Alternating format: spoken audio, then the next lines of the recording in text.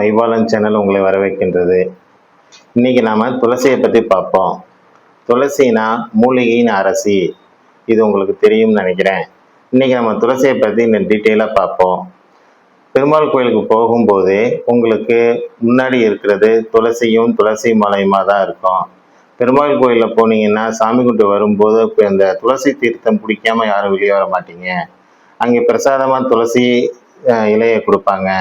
அந்த துளசி இலையில அவ்வளோ மகத்துவம் இருக்கு. இதை பற்றி நம்ம இன்னைக்கு ஃபுல்லாக பார்ப்போம். முதல் துளசியை பற்றி ஒரு கதையை பார்ப்போம். ஏகப்பட்ட புராண கதை இருக்கு. அதில் இன்னைக்கு ஒரே ஒரு புராண கதையை மட்டும் பார்ப்போம். அதில் துளசியின் மகத்துவம் உங்களுக்கு ஒரு புரிஞ்சிடும். அதுக்கப்புறம் அதனுடைய மகிமையை மேலும் பார்ப்போம். இப்போ துளசியை பற்றி ஒரு ஆன்மீக கதை. அதில் நாம் பார்க்க போகிறது துலாபார கதை.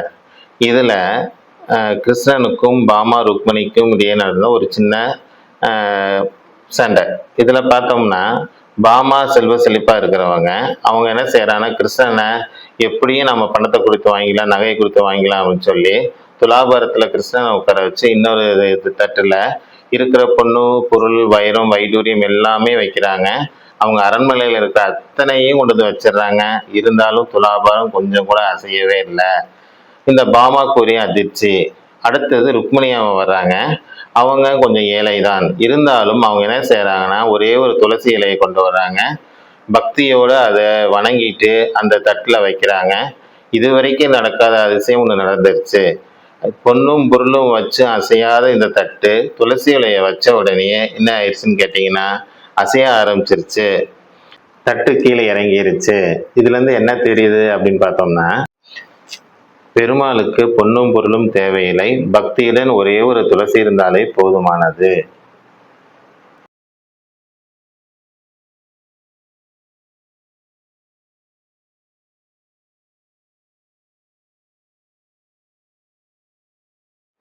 துளசியை பற்றிய இன்னொரு ஆன்மீக கதை.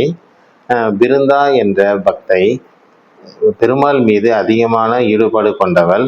எப்போ 24 மணி நேரமும் பெருமாளை நினைத்து அவர் வணங்கி கொண்டே இருப்பார். பெருமாள் அவர் முன்னாடி வந்து அவருக்கு ஒரு வரத்தை கொடுத்தார்.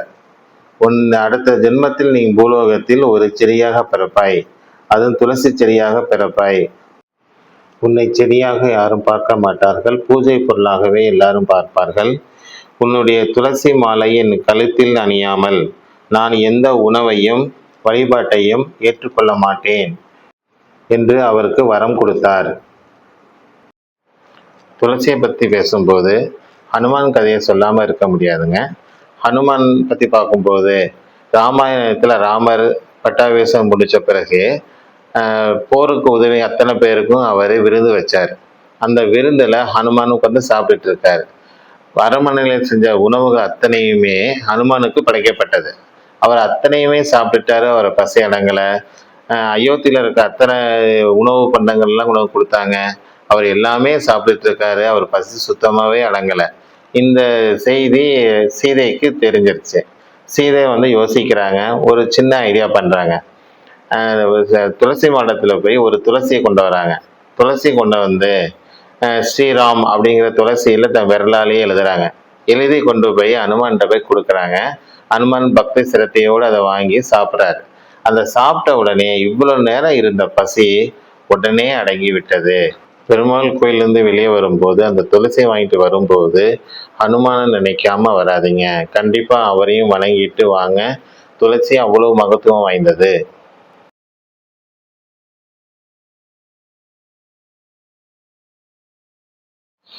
இவ்வளவு நேரம் துளசியை பற்றி ஆன்மீக கதையை பார்த்தோம். இப்போ துளசியை பற்றி மருத்துவ குணங்களை நம்ம இப்போ டீட்டெயிலாக பார்ப்போம். மூலிகையின் அரசி துளசி. இது நமக்கு மன அழுத்தத்தை குறைக்கும்ங்கிற ரகசியம் உங்களுக்கு தெரியுமா? இது நம்ம மன அழுத்தத்தை மிகவும் குறைக்கும். அதனால தான் பெருமாள் கோயில் போய் அந்த துளசி தீர்த்தத்தை சாப்பிட்டு வரும்போது நம்ம மனம் ஒரு அழுத்தம் குறைஞ்சு நிம்மதியாக இருக்கும்.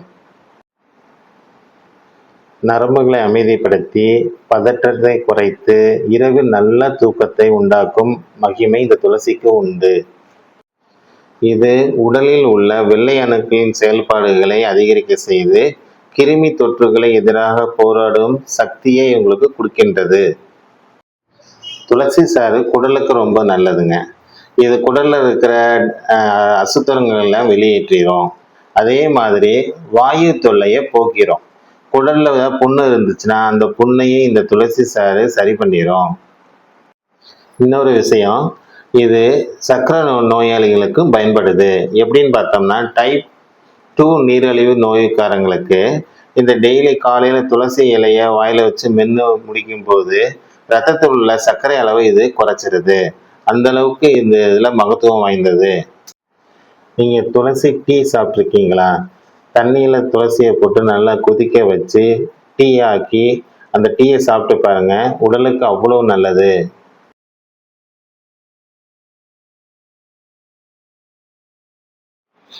மேலும் மலேரியா, டெங்கு காய்ச்சல் போன்ற காய்ச்சல்களுக்கு, வைரஸ் காய்ச்சல்களுக்கு துளசி இலை கஷாயம் வைத்து குடித்தால் காய்ச்சல் வேகமாக குறையும்.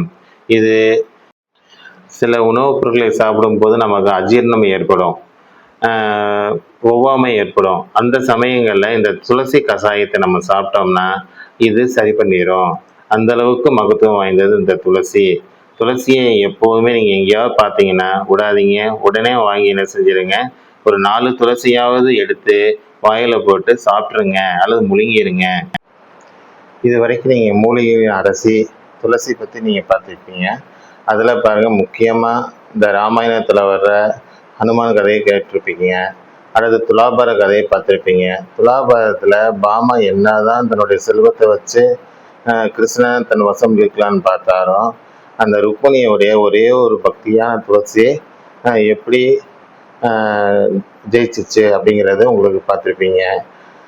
இது இந்த மாதிரி பார்க்கும்போது எப்போதுமே துளசிங்கிறது புனிதத்தன்மை வாய்ந்தது. இது மகாலட்சுமிக்கு சமமாக கும்பிட்றாங்க. மகாலட்சுமி உங்கள் வீட்டுக்கு வரணும் அப்படின்னா துளசியை உங்கள் வீட்டுக்கு முன்னாடி வளர்த்தா நல்லது.